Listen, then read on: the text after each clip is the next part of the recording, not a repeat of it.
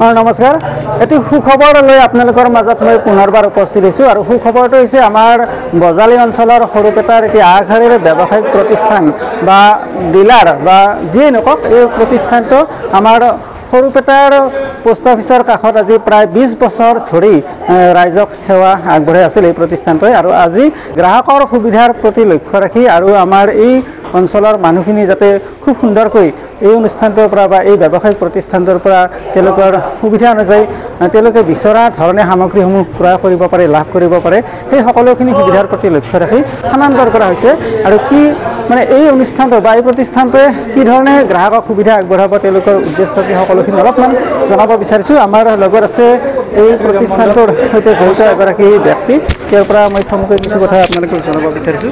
দাদা প্ৰথম পৰিচয়টো দিব। মোৰ নাম শ্ৰীৰাম মণ্ডল, মই ইণ্ডিগো পেইণ্টছত চাকৰি কৰি আছোঁ as a assistant sales manager. এইটো টোটেল লোৱাৰ আসামত মই চাওঁ আৰু ইয়াতে আজি আমি এটা মিটিং কৰিলোঁ। মিটিংটোৰ উদ্দেশ্যটো আছিলে যে দোকানটো নতুনকৈ ইয়াতে এষ্টাব্লিছ কৰিলে।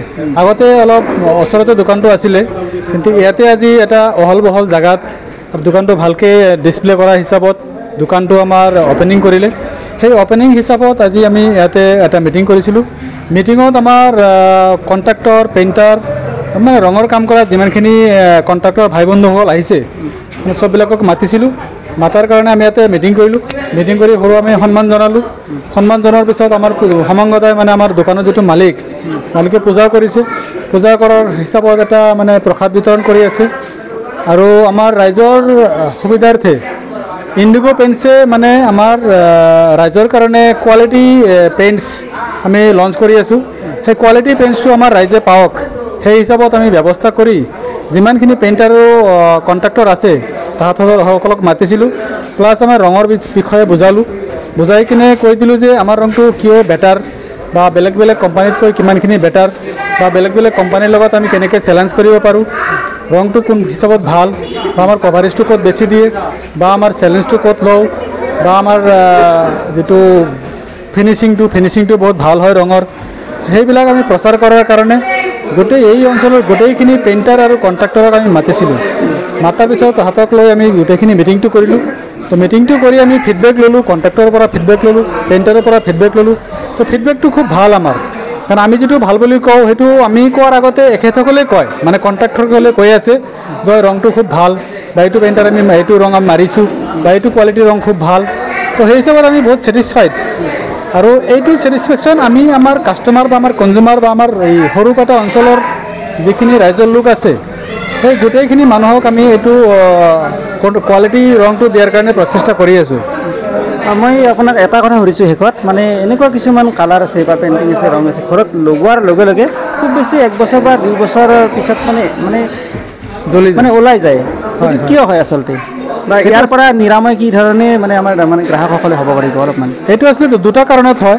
1 নম্বৰ কাৰণটো হ'ল যে ৰংটো কিমানখিনি মানে কোৱালিটিৰ ৰং হয়। সেই কোৱালিটিৰ ৰং যদি নহয় তেতিয়া আপোনাৰ সেইটো ৰংটো জ্বলি যাব বা লাষ্টিং নকৰিব, 1 নম্বৰ। আৰু 2 নম্বৰ কাৰণটো হ'ল যে আমি প্ৰিভেনশ্যন মানে এইটো ৱাটাৰ প্ৰুফিং কৰিছোঁ নে নাই বা ৰঙৰ তলৰ ফালে যিখিনি প্ৰাইমাৰ বা যিখিনি ৱাটাৰ প্ৰুফিং সেইখিনি আমি কৰিছোঁ নে নাই, সেইটো যিজন কণ্ট্ৰাক্টৰ বা যিজন পেইণ্টাৰে কামটো কৰিছে তেওঁলোকে মানে আগৰ পৰা এক্সপিৰিয়েঞ্চ আছে নে নাই। যদি এক্সপিৰিয়েঞ্চ নাই তেতিয়াহ'লে ৰংটো ইমান ভালকৈ কৰিব নোৱাৰিব। আৰু আমাৰ কণ্ট্ৰাক্টৰ যিবিলাক আছে বা আমাৰ ইয়াতে যিবিলাক কণ্ট্ৰাক্টৰ আহিছিলে বা পেইণ্টাৰ যিবিলাক আহিছিলে তেখেতসকলে গোটেইখিনি এৱাৰ, মানে তেখেতসকলে জানে বস্তুটো, মানে আমি কোম্পানীৰ ফালে তাহাঁতক ট্ৰেইনিং কৰাইছোঁ।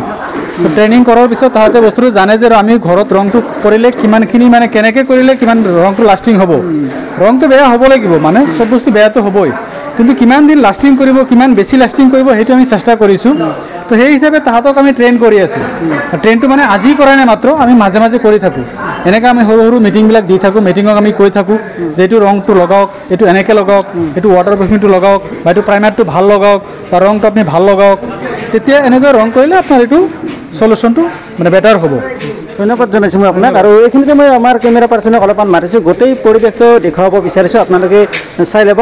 এয়া সুন্দৰ এটা পৰিৱেশ আপোনালোকক মই মানে আজি যিহেতু ইয়াত মানে ব্যৱসায়িক প্ৰতিষ্ঠানটো মুকলি কৰা হৈছে ইয়াত মানে যিসমূহ দৰকাৰ সামগ্ৰী সকলোখিনি সামগ্ৰী ইয়াত অনা নাই পিছৰ পৰ্যায়ত আমাৰ দৰ্শকসকলে দেখিবলৈ পাব ভিডিঅ'টো শেষ কৰিব বিচাৰিছোঁ আৰু শেষ মুহূৰ্তত এই যিখন মানে ব্যৱসায়িক প্ৰতিষ্ঠান আছে এই ব্যৱসায়িক প্ৰতিষ্ঠানটোৰ মুখ্য ব্যক্তি মোৰ বন্ধু সমংগ ডেকা আছে আৰু তেওঁ এটা সুন্দৰ গিফ্ট মোক দিব বিচাৰিছে আৰু তেওঁৰ পৰাও মই ছুটিকৈ এটা মতামত জনাম আৰু চাই লওক এয়া সুন্দৰ এটা গিফ্ট আগবঢ়াইছে প্ৰথমতে মই মনজিত চৌধুৰীক ধন্যবাদ জ্ঞাপন কৰিলোঁ আচলতে তেওঁ আৰু মই সহপাঠী বন্ধু আৰু লগতে সহপাঠী আজি আমি এই নতুন দোকানখনৰ উদ্বোধনী অনুষ্ঠানৰ সময়খিনিত তেওঁক পোৱাটো আমাৰ কাৰণে ভাগ্যৰ কথা বুলি ভাবি ল'লোঁ আৰু তেওঁ মোক ব্যৱসায় সংক্ৰান্তত বহুত দিহা পৰামৰ্শ আগতেও আগবঢ়ায় আৰু আজি আচলতে তেওঁ মোক আগজাননী দিয়া নাছিল তেওঁ আহিব বুলি নহ'লে অলপ আমি ৰেডি হৈ ভালকৈ অনুষ্ঠানটো যাতে তেওঁৰ আৰম্ভণিৰ পৰা তেওঁৰ সহায় ল'লোহেঁতেন সুবিধা ল'লোহেঁতেন যি নহওক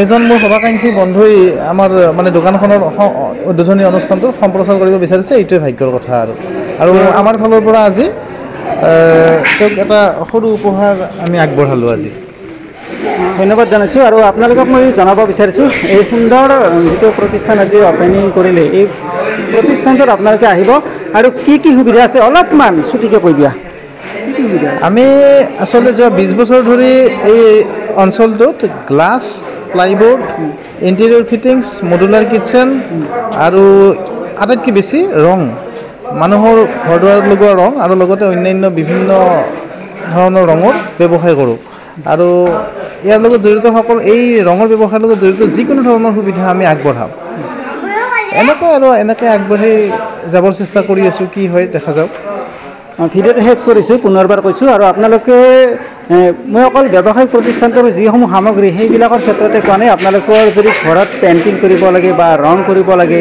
তেনেকুৱা ধৰণৰ যিকোনো কৰ্মচাৰী লাগে তেতিয়াহ'লে এওঁৰ লগত যোগাযোগ কৰিব পাৰিব তেওঁৰ ফোন নাম্বাৰটো মই দি দিছোঁ আপোনালোকে সেই ফোন নাম্বাৰত যোগাযোগ কৰি যিকোনো আপোনালোকৰ ঘৰৰ ক্ষেত্ৰত যিখিনি প্ৰয়োজনীয় সামগ্ৰী সকলোখিনি ইয়াত পাব আৰু বেছি দীঘলে নকৰোঁ গতিকে ভিডিঅ'টো শেষ কৰিছোঁ যদি ভিডিঅ'টো চাই ভাল লাগিছে অলপমান শ্বেয়াৰ কৰি দিব আৰু সৰুপেটাবাসী অঞ্চলৰ ৰাইজকো মানে মই আমাৰ তৰফৰ পৰা বিনম্ৰভাৱে ক'ব বিচাৰিছোঁ আপোনালোকে এই ব্যৱসায়িক প্ৰতিষ্ঠানটোত এবাৰ আহিব নিশ্চয় সকলোৱে আহে না সকলোৱে আহে আৰু যদি কোনোবাই অহা নাই এবাৰ আহি চাব নিশ্চয় ভাল পাব তো ঠিক আছে সকলোকে ধন্যবাদ জনাইছোঁ আৰু ভিডিঅ'টো এইখিনিতে সামৰিছোঁ